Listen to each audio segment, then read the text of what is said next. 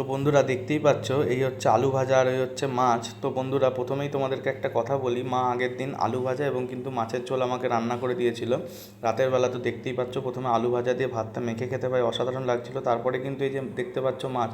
সবাই বলো তো এটা কী মাছ, কমেন্ট করে আমাকে একটু তোমরা জানাও অতি অবশ্যই। এবং যারা যারা মাছ প্রেমী আছো, এবং মাছ খেতেও কিন্তু আমি খুব ভালোবাসি বন্ধুরা। এটা কিন্তু আমাদের একটা খুব কমন মাছ। দেখি কে কে বলতে পারো যে এটা কী মাছ। এবং মাছটাও কিন্তু মা দারুণ বানিয়েছিল, ঝোলটা হালকা করে পাতলা করে আলু দিয়ে দারুণ লাগছিল বন্ধুরা খেতে। এবং দেখতেই পাচ্ছ আমি কিন্তু বেশ আনন্দ করেই খাচ্ছিলাম ভাতটা, এবং আস্তে আস্তে বেশ ভাতটা খাচ্ছিলাম, দারুণ লাগছিল খেতে বন্ধুরা, অসাধারণ। এবং বুঝতেই পারছো আমার মুখ দেখে যে কত সুন্দর স্বাদ হয়েছিল খাবারটা খেতে। তো বন্ধুরা খুব শান্তি মতো আমি বন্ধুরা তারপরে কিন্তু আমার মা আমাকে আর এক পিস মাছ দিয়ে দিয়েছিল, যাতে আমি একটুখানি আরও শান্তি মতো খেতে পারি, এই যে দেখতেই পাচ্ছ।